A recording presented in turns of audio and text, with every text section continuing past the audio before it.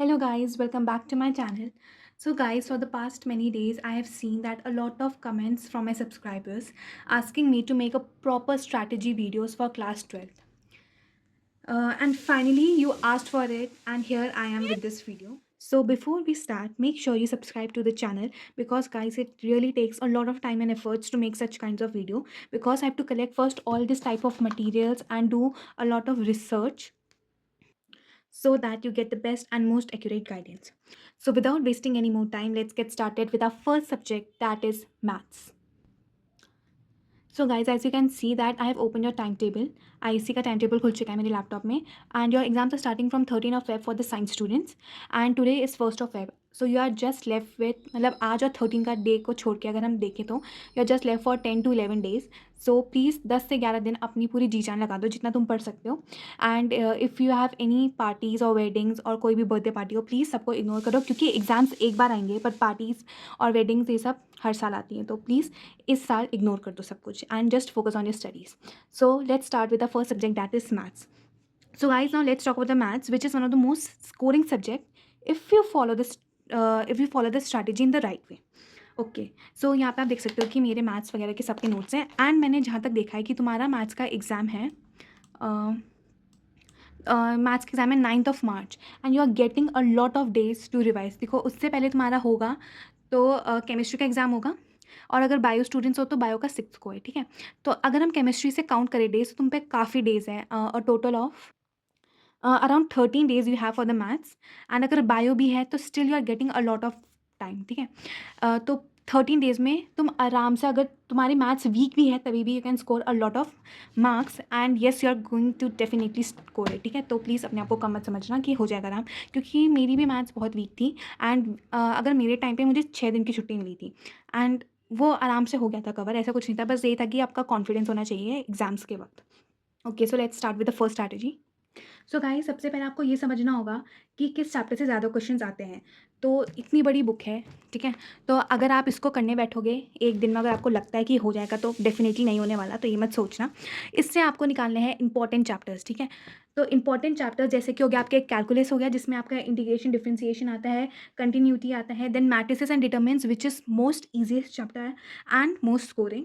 Then we have vectors and 3D geometry अगर आप section B कर रहे हो. If you are not like more confident section B, then opt for section C. ठीक है, and probability and linear programming. So these are your most scoring subjects. linear programming ये section C में. So guys आपको अपने basics इन chapters में बहुत ज़्यादा strong करने होंगे and in questions in chapters के questions को बार बार practice करो, then only you can make your basics strong in this.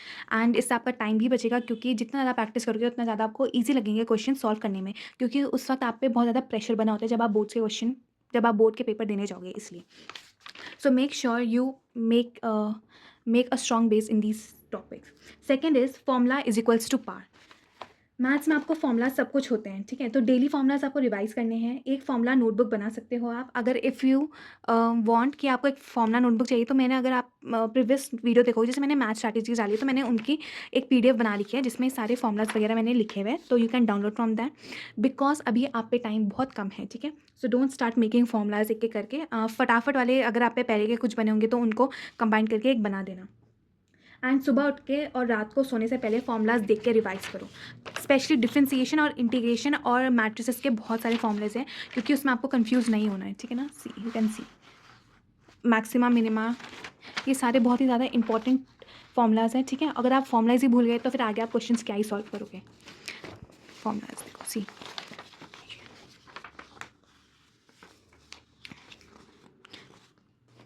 And ये, हाँ ये पेपर है, अभी इसके बाद बताती हूँ मैं.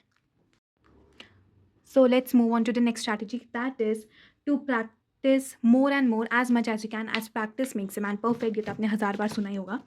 फॉर्मूलाज तो देखो, फॉर्मूलाज तो आपका बेस बनाए रहे, देन आपको प्रैक्टिस करनी है. ठीक है, you need to practise 25 to 30 questions daily, मतलब उससे ज़्यादा, ये तो मिनिमम क्वेश्चंस मैं बोल रही हूँ. ठीक है, क्वेश्चंस उठाओ, you have numerous types of question, her question का टाइप लगाना है आपको. एक टाइप के क्वेश्चंस नहीं करने कि आपने एक जैसे कर लिया फिर सेम वैसे कर दो, नहीं, आपको टाइप्स करने हैं और थोड़ा डिफिकल्ट लेवल में. पहले ईजी से स्टार्ट करो फिर डिफिकल्ट में जाओ. देखो प्रोबेबिलिटी के आपके कितने सारे मिल जाएंगे. देन डिफरेंशिएशन, इंटीग्रेशन, इसको तो आप करते करते आपको लाइक कितने सारे क्वेश्चन है आपको समझ आ जाएगा। टाइम लगा के प्रैक्टिस तो करनी है। देन आईएससी के प्रीवियस ईयर क्वेश्चन ज़रूर करना। देखो अगर मैं दिखाती हूँ तो अगर आपको लग रहा होगा कि मैं झूठ बोल रही हूँ और मैं प्रैक्टिस नहीं करती थी, देखो प्रैक्टिस आप अपने खुद के लिए कर रहे हो, ठीक है, झूठ बोलने का आपको ही नुकसान पड़ रहा है। देखो अगर मैं दिखाऊँ तो मैंने सारे क्वेश्चन लगाए थे। देखो मैथ्स के PYQs तो मैं ऐसे लिखती थी, 2013 से मैंने स्टार्ट करे थे, तो मुझे स्टार्टिंग में नहीं आए तो काफ़ी, और ये मैं चेक भी करती थी अपने आप।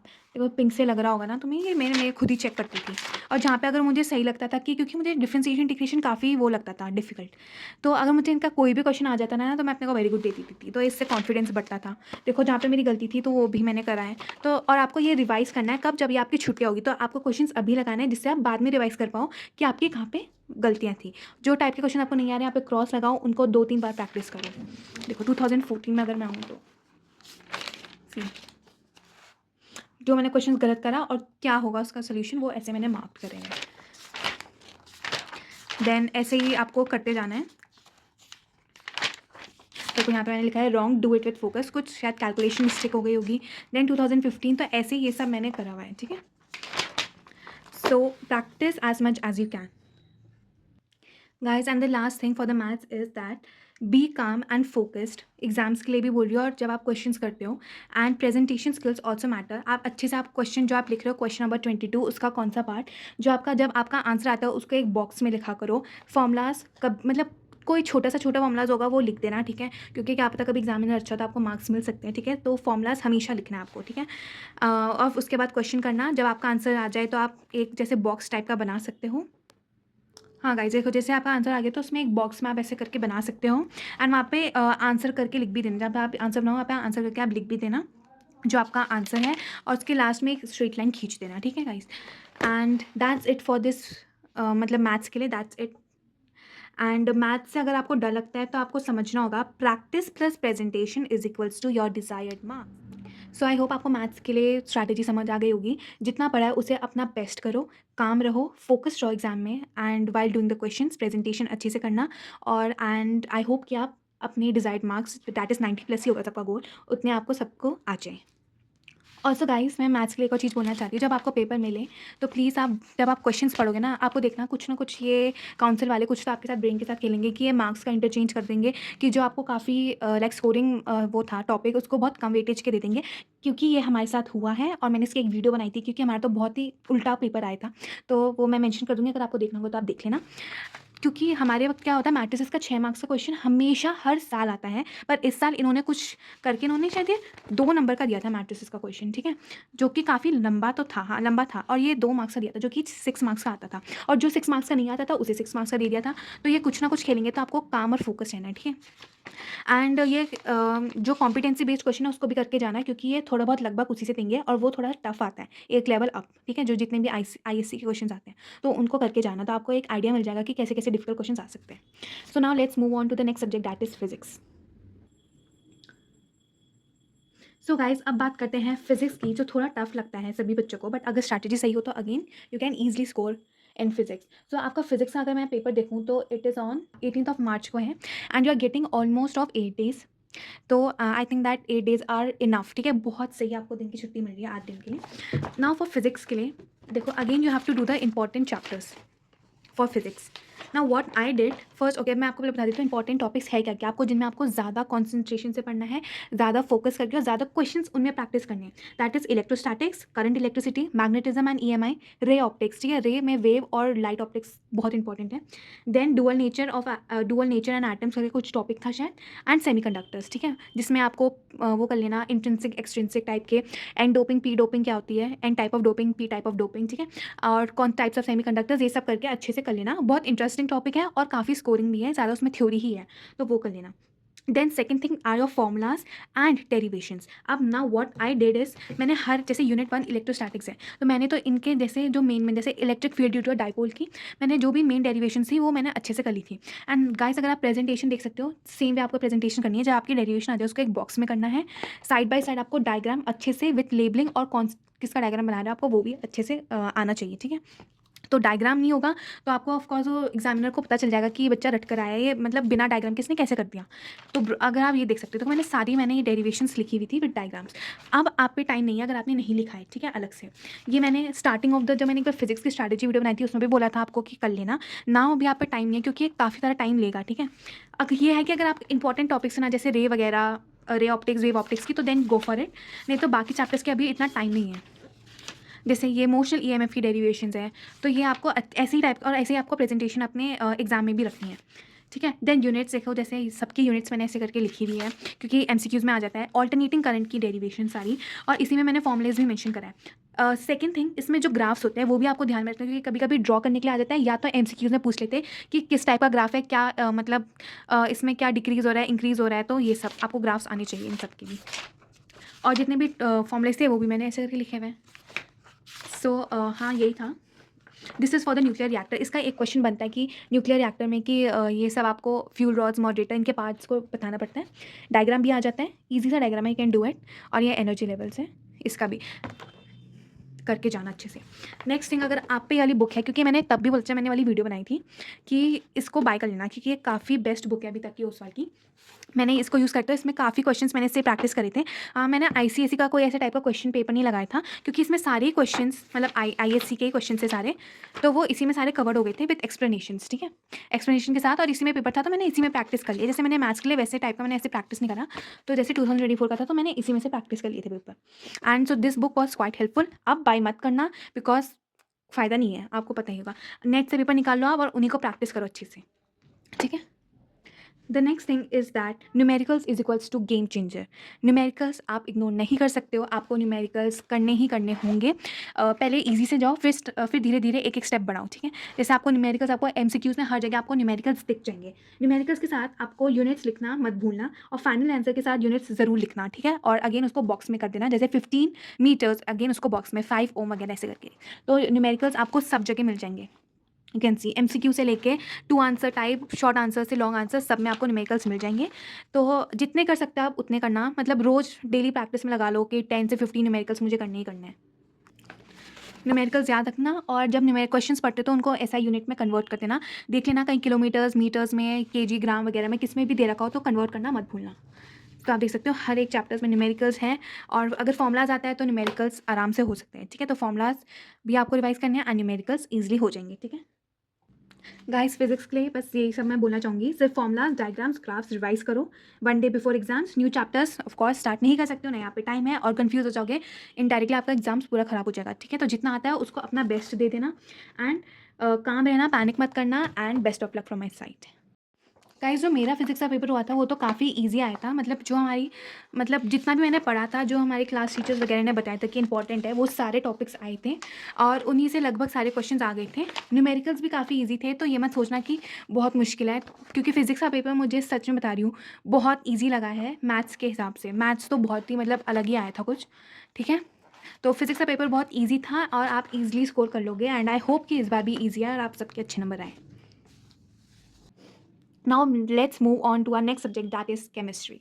So now let's move on to the chemistry, which is on 23rd of Feb. So you are getting 6 days of holidays, which is enough. हमें भी 6 days के holidays ही मिले थे केमिस्ट्री के लिए। गाइस, हॉलीडेज़ में ये मत सोचना कि हम उस दिन पढ़ लेंगे, ये हो जाएगा। पहले से पढ़ के रखो, 6 दिन आपको रिवाइज करने हैं, और डोंट वेस्ट योर हॉलीडेज़, ठीक है। क्योंकि हमारे वक्त भी हमने वेस्ट कर देते, चलो दूसरे दिन से पढ़ते, फिर तीसरे दिन से, और फिर वो लास्ट में ही हुआ था, तो फिर ये मत करना। तो ना केमिस्ट्री में चलते हैं। तो केमिस्ट्री में जहाँ तक आपको थ्योरी करनी है, न्यूमेरिकल्स करने हैं, प्लस मेमोरी, तीनों का परफेक्ट बैलेंस चाहिए होता है, ठीक है, केमिस्ट्री के लिए। केमिस्ट्री में ग्राफ्स भी होते हैं, तो अगर आपको देखो सारे टाइप के ग्राफ्स मैंने एक ही पेपर में बना देते हैं, तो ये ग्राफ्स बना लेना, ठीक है। आप तो जिस दिन आप उस दिन के लिए रिवाइज कर पाओ, जिस दिन 6 दिन की हॉलीडेज़ हैं, ठीक है। इससे क्या होगा, आपको एक ही टाइप के, सॉरी, एक ही पेज में आपको सारे ग्राफ्स मिल जाएंगे जैसे मैंने बना रखे हैं, और ये फिजिकल केमिस्ट्री से ही होते हैं ग्राफ्स, बाकी में नहीं है, ठीक है। देन आप क्या करना, जितने भी आपके फिजिकल केमिस्ट्री के न्यूमेरिकल्स हैं एक पेज में लिख देना। अगर आप नहीं बना सकते हो तो मैंने PDF बना रखी है इस वाली वीडियोज़ में, तो उसके डिस्क्रिप्शन बॉक्स में जाके चेक कर लेना। देखो मैंने सब बना रखी है, इनकी SI यूनिट्स तक लिखी हुई है, जिससे कन्फ्यूज़ ना हो, chemical kinetics and then solutions के, ठीक है। तो मैंने ढंग से बना रखे हैं क्या क्या होंगे। एंड केमिस्ट्री में मेन मुझे जो हार्ड लगता था was organic chemistry. Physical chemistry सही था, इनऑर्गेनिक भी सही था। तो वही है कि आपको प्रैक्टिस चाहिए होगी इन सब चीज़ों में।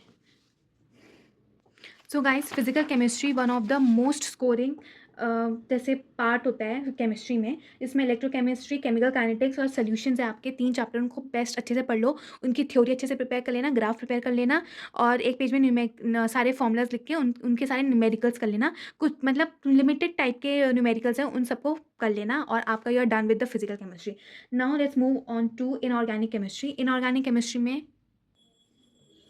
सो गाइस, इनऑर्गेनिक कंपाउंड्स में हमारा है coordination compounds D block and F block. तो डी ब्लॉक और एफ ब्लॉक में आपको तो सारी रीजनिंग करनी है, so don't forget to do the reasoning. So guys, coordination compound जो कि इनऑर्गेनिक केमिस्ट्री में है एंड डीएनए ब्लॉक में आपको रीजनिंग करनी है और ट्रेंड्स देख लेना एक बार। तो वो और कोऑर्डिनेशन कंपाउंड थोड़ा सा बड़ा चैप्टर है, तो इसमें एक तो डबल सॉल्ट्स, कोऑर्डिनेशन सॉल्ट्स के बीच में डिफरेंशिएशन आ जाएगा। देन आपको इसमें आना चाहिए मेन कि इनके से डेफिनेशन वगैरह तो नहीं पूछा जाता लिगेंड्स वगैरह की, मतलब लिगेंड्स की कर लेना जैसे ऑक्सीडेशन नंबर, पर ये आपको कैलकुलेट करना आना चाहिए। डेंटिसिटी आना चाहिए और एक हेक्साडेंटेड लिगेंड्स कर लेना है, ईडीटीए की फुल फॉर्म और स्ट्रक्चर आपको आना चाहिए बनाना। ब्रिजिंग लिगेंड्स, चिलेटिंग लिगेंड्स सीख लेना। देन नॉमेनक्लेचर में आता है, ये आपको आना चाहिए ढंग से। इसको नॉमेनक्लेचर मतलब कैसे आप नेमिंग करोगे आप इनकी, इसके रूल्स पढ़ लेना। देन इसमें आता है आइसोमेरिज्म, जो कि काफ़ी इंपॉर्टेंट है। आइसोमेरिज्म से कोई ना कोई एक क्वेश्चन पक्का बनेगा, तो वो आप ढंग से कर लेना। और आइडेंटिफाई करने के लिए भी आ सकता है कि जैसे कोई कंपाउंड दे देंगे और आपको आइडेंटिफाई करना है कौन से टाइप का आइसोमेरिज्म है, वो कर देना। स्ट्रक्चर्स बनाने आनी चाहिए आपको, जैसे 6 कोऑर्डिनेशन कंपाउंड्स में कौन से होते हैं। देन आपको वीबीटी, वैलेंस बैंड थ्योरी आनी चाहिए। Inner orbital, outer orbital complex, ये सब कर लेना ढंग से। जैसे इसमें आपको बनाना आना चाहिए। एंड इसमें आपको ये सब मेंशन करना है कि ऑक्टाहेड्रल है, उसकी हाइब्रिडाइजेशन, आउटर ऑर्बिटल कॉम्प्लेक्स कौन सा स्पिन है, पैरामैग्नेटिक है कि डायमैग्नेटिक है, और नंबर ऑफ इलेक्ट्रॉन्स कैलकुलेट कर लेना। सो यही सब है। And then crystal field theory, ये आपको पता होना चाहिए, main crystal field theory. And then lanthanoid contraction, इसके बारे में पता होना चाहिए। Now we move to organic chemistry. तो ऑर्गेनिक केमिस्ट्री में आपके काफ़ी सारे एक तो टॉपिक्स हैं, तो वो कर लेना ढंग से। जैसे aldehydes, ketone and carboxylic acid, काफ़ी बड़ा ये चैप्टर है, तो इसको अच्छे से करना क्योंकि इसमें maximum number of name reactions है और ये इंपॉर्टेंट टॉपिक भी हैं। ऑर्गेनिक केमिस्ट्री को रटना नहीं है, आपको समझ समझ के पढ़ना है। नेम रिएक्शंस पे फोकस करना, मैकेनिज्म पे, कन्वर्शन पे एंड इंपॉर्टेंट रिएजेंट्स और उनकी क्या क्या कंडीशंस है वो कर लेना ढंग से। तो जितने भी आपके ऑर्गेनिक केमिस्ट्री के चैप्टर्स हैं उनमें आपको रिएक्शन, जैसे रोजनमैन रिएक्शन, ये मैंने सारी एक में लिख दी थी। Stephens reactions, Clemmensen, Wolff Kishner, aldol condensation, ठीक है, और cross aldol benzoin Perkins reaction, और इन सब के मैंने एक पेज में बना रखे, वो अगेन आपको इस वीडियो के डिस्क्रिप्शन में मिल जाएंगे। Then physical properties of aldehydes, ये सब करके जाना, कौन से सब्सटीट्यूशन होता है, कौन से क्या होता है, carboxylic acid ring substitution reaction, ये करके जाना है। और इसमें जो आपको रीजन बेस्ड क्वेश्चन आएंगे वो भी इससे आएंगे, तो उनको भूलना मत करना, ठीक है। And then nitrogen and its compound है, इसमें भी टेस्ट ज़रूर करके जाना क्योंकि वो टेस्ट पूछ लेते हैं कि टेस्ट या डिफ्रेंशिएट करना उनके बीच में। फिजिकल एंड केमिकल प्रॉपर्टीज़ भी अगेन आपको करके जाना है। इन सब के मैंने बना रखे थे सारे नोट्स। अल्कोहल फिनॉल चैप्टर छोटा है बट अगेन इसमें काफ़ी रिएक्शंस हैं, जैसे Bosch process, esterification, Grignard's reagent, oxidation reaction, ये इंपॉर्टेंट है। 1 degree alcohol, 2 degree alcohol, 3 degree alcohol से क्या आपके प्रोडक्ट्स बन रहे हैं। देन फिनॉल्स में डाउस प्रोसेस, ये तो कितनी बार आ चुकी है, ठीक है। एंड देन ये सारे ऐसी टाइप की रिएक्शंस है, ये आपको करना है। इनकी फिजिकल एंड केमिकल प्रॉपर्टीज़ और ये अल्कोहल वाले चैप्टर से सबसे ज़्यादा मैक्सिमम इसी से रीजन बेस्ड क्वेश्चन आएंगे आपको, अगर आप देख सकते हो तो गाइस ये मैंने बहुत पहले के बनाने के थे, मैंने उस वक्त नहीं बनाए थे। तो if you have time then बना सकते हो आप। वैसे आई वुड नॉट सजेस्ट, मैं ये बोलूँगी कि आप बुक से पढ़ो और उधर ही मार्क कर लो एंड बना रखे, then well and good for you. Then biomolecules, काफ़ी इंटरेस्टिंग चैप्टर है, मतलब ये मुझे काफ़ी बायो की वो याद दिलाता है। इसमें आपको एक तो करना है ग्लूकोज से रिलेटेड रिएक्शन, देन फ्रक्टोज से रिलेटेड, ये सारी इंपॉर्टेंट पॉइंट्स है कुछ कुछ जो क्या आ सकते हैं। ज्विटर आयन, ये करके जाना। बेसिक अमीनो एसिड्स के बेसिक नेचर, एसिडिक नेचर, ये सब करके जाना है आपको। पेप्टाइड और पेप्टाइड लिंकेज क्या होती है, 2 types of nucleic acid and yes यानी कन्वर्जेशन। हाँ, इससे मैं हाँ ये जो टॉपिक था मुझे काफ़ी मतलब यही था कि मैंने थोड़ा लास्ट मोमेंट पे बनाया था, तो कम कम चीज़ें लिखी थी इसमें, बट हाँ ऑलमोस्ट सारी 90% तो कवर हो चुका था। Then at the last previous year questions आपको करने हैं, मतलब मैक्सिमम आप जितने भी कर सकते हो वो। और हाँ, एक और चीज़, हमेशा एक बैलेंस इक्वेशन लिखना गाइस, ठीक है, बैलेंस करके उसको लिखना। एंड प्रेजेंटेशन टिप्स का ध्यान जरूर रखना। न्यू रिएक्शंस मत उठाओ, जो आपने लर्न कर लिया उनको अपना बेस्ट दो, क्योंकि अगर आप न्यू करोगे तो अगेन पहली बात आप उसको भूल जाओगे, ठीक है। दूसरी चीज़, आप जो आपको अच्छे से आती है, जैसे रोजनमंड आपको आती है और आपने एस्ट्रिफिकेशन वाली उठा ली, अब क्या आप उन दोनों में कन्फ्यूज हो जाओगे, तो इसलिए जो आपको अच्छे से आता है उसको करना। रिएक्शन फॉर्मूलाज और ट्रेंड्स को रिवाइज करके जाना, काम रहना, एंड अगेन आप अच्छे नंबर स्कोर कर लोगे। सो गाइज, जो मेरा केमिस्ट्री का बोर्ड का एग्ज़ाम हुआ था, मतलब ये मुझे मतलब क्या हुआ था कि मैं थोड़ा कंफ्यूज हो गई थी, तो मतलब ज़्यादा अच्छा नहीं गया था, बट हाँ मतलब बहुत बुरा भी नहीं, ओके ओके गया था। एंड आयरनी तुम देखोगे मेरे 89 89 89 मैथ्स, फिजिक्स और केमिस्ट्री में सब में इक्वली आए हैं, ठीक है। तो कोई मेरा मतलब गया तो मतलब जैसे थोड़ा मतलब ठीक ठाक गया था तभी भी 89 आ गए, मैथ्स गंदा गया था तभी भी उसमें 89 आ गए, तो पता नहीं क्या था। बट हाँ कि सब टॉपिक्स में कुछ ना कुछ है, न्यूमेरिकल्स वगैरह सब अच्छे से करके जाना। रिएक्शंस आपको ऐसे आ सकते हैं कि लिखने के लिए कि आपको कौन कौन से टाइप के रिएक्शंस लिखने हैं, ये करके जाना। ये आ सकता है कि आइडेंटिफाई द उसमें क्या बन रहा है इस वाली रिएक्शंस में। हाँ यही कुछ था। एंड जैसे आपको ये दे देंगे एक चैप्टर से, लाइक वो थोड़ा सा बड़ा पैराग्राफ करके, पैराग्राफ टाइप कर उसी से रिलेटेड क्वेश्चंस पूछ सकते हैं, तो आप इनकी भी प्रैक्टिस करके जाना। Okay, so now let's move on to our last topic, that is English. Okay so guys now let's move on to English. तो इंग्लिश में मैंने ये दोनों बुक्स परचेज करी थी, for English 2 and English 1, and again use फार किया और काफ़ी ज़्यादा हेल्पफुल थी। एक चीज़ बताना चाहती हूँ, हमारे जब जो इंग्लिश आई थी, हमारा क्या लेटेस्ट वो हुआ था, लाइक न्यू बुक्स आई थी। मतलब 5 ईयर्स के बाद हर टाइम चेंज होती है, तो हमारे वक्त मैकबेथ आई थी, इससे पहले टेम्पेस्ट होती थी। तो हमारा इस वक्त क्या था कि हमें सब कुछ पढ़ना था, क्योंकि इसमें क्या होता है कि जो आ जाता है ना एक टाइम पे, जैसे 2024 में कोई क्वेश्चन आ गया, फॉर एग्जांपल एक्ट 5 से आ गया, तो एक्ट 5 सीन 1 से, तो क्या होता है जो नेक्स्ट टाइम होता है वो एक्ट 5 सीन 1 से नहीं आता, उससे हमेशा डिफरेंट आता है। पर इस वक्त क्या था, हमें सब कुछ पढ़ के जाना था, क्योंकि हमें पता नहीं था कि क्या आएगा। ठीक है, तो चलो उसको छोड़ते हैं। आपको शायद एक बार पता चल गया होगा कि अब ये वाले आ रहे, तो अब देखना ये 100% हमें सही सही नहीं होता कि जो 2025 में आ चुके हैं वो क्वेश्चंस नहीं आएंगे 26 में। बट हाँ ये मैंने देखा है कि 90% ऐसा ही होगा। तो आप क्या करना, उनको छोड़ के बाकी को ज़्यादा प्रेफरेंस देना। फॉर एग्जाम्पल अगर एक्ट 5 से है तो एक्ट 4 और एक्ट 3 को ज़्यादा प्रेफरेंस देना, मतलब ऐसे मैं बता रही हूँ, एक्ट 5 भी पढ़ना है, ऐसी बात नहीं है, ठीक है।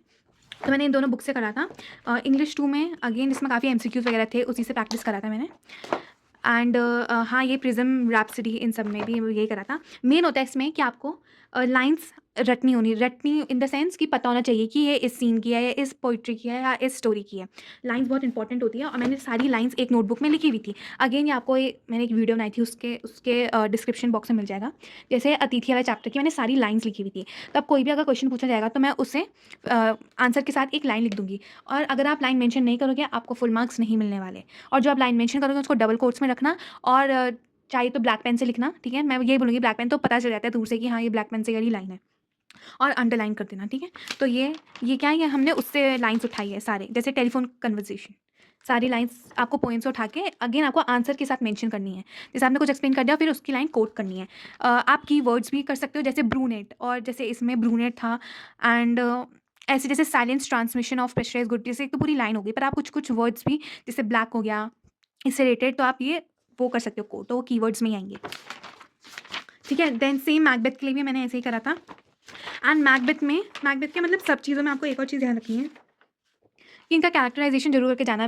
मैकबेथ, लेडी मैकबेथ और किंग डंकन का तो करके ही जाना, ठीक है। जैसे Macbeth as a valiant man कि कैसे है, और मैंने देखो जैसे एक्सप्लेन करा है, एंड देन मैंने उसमें लाइन्स वो करी है कोट।